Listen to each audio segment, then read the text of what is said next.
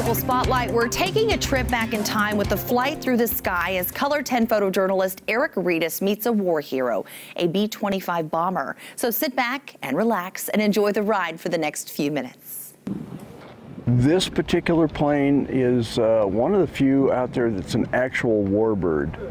This flew 15 missions out of Sarega, Corsica, in late '44 up into northern Italy and Yugoslavia. This one once went out on a flight of 4 other aircraft, and it was the only one that came back. In Europe, these were medium bombers. They flew at anywhere from 12 to 20,000 feet.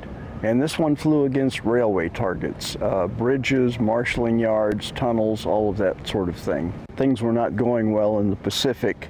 And this was the plane that Jimmy Doolittle put on an aircraft carrier, not this exact plane, but one's similar models. And they went within 600 miles of Japan, launched off the aircraft carrier, and bombed Japan, and then flew south to China. In the 305th Sub Depot in California, I was a foreman there, and they had us to modify them. We had no idea what we was doing. We was told what to do, and that was it. And then about a week, 2 weeks later, we found out they made the raid. It's a privilege to be here today on the B-25. Heard an awful lot about them, never even saw one probably before, and now that I'm going to get to go up on one, it pleases me no end. We work on it all winter long back in Mesa, Arizona, so that we can fly it all summer long. And then we keep up with all the little things that go wrong out on tour. On this plane so far, we've replaced the magneto, a starter, a couple of starter switches. Some years you have 0 problems. Some years everything catches up with you.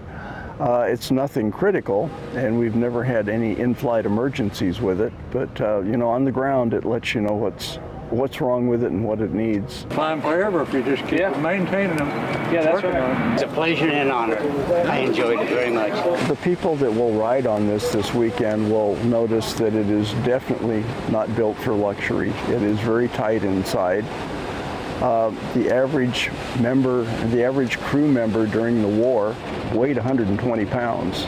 So to them it may have been a little roomier than for us, because we've grown quite a bit since then.